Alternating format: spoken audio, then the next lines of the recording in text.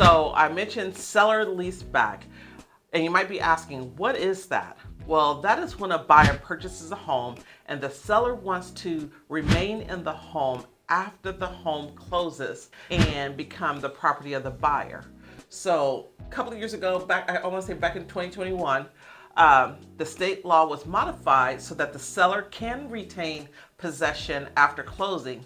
It is possible for the buyer and seller at the state law level to create a scenario where seller retains possession and that possession is not subject to the Landlord-Tenant Act. There are 3 criteria that have to be met in order for that to take place. And I'm starting to see a little bit of that in some of the listings I'm filtering through. I'm seeing that seller wants to maintain or be in the home until the middle of June, that type of thing, and it kind of coincides along with that school activity, with it being the school wrapping up and that type of stuff. So that could be one reason why they want to restate. Another one could be they're relocating, or they're buying another home and their home won't be ready before their home closes. So there's a couple of different reasons why somebody would want to retain possession in their home. Now, in order again for that to happen, there's 3 criteria that needs to take place. The first one is the home cannot be distressed.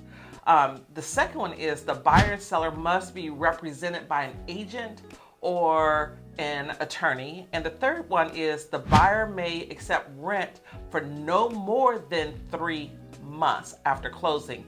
If they accept $1 after the 3 months, then they are subject to the Landlord-Tenant Rights or Landlord-Tenant Act. So they want to make sure that they do not accept any additional rents after the 3 months is up. Now, because this is a fairly new law, there are still some risk associated with it because there are many local ordinances that, I don't know if that's word, ordinance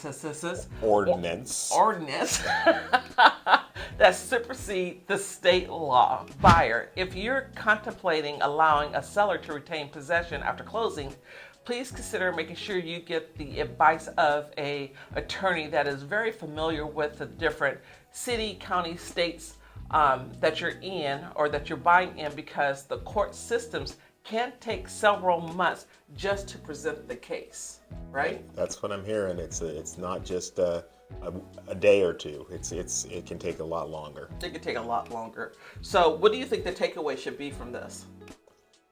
First of all, if the goal is for the buyers in the purchase and sale agreement is to try to make sure that they get possession on closing. Yeah. That's the best outcome for everybody. Yeah, that is the best scenario, is for the buyer to get possession.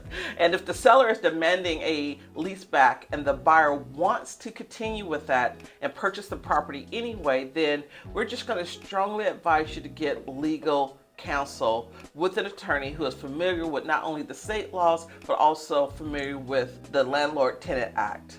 All right? In closing, if you found this information helpful, don't forget to like, share, and subscribe to our channel for more real estate insights and updates. Your dream home is out there, and we're here to help you find it. Thank you for watching, and we'll see you on the next video. See ya. See ya.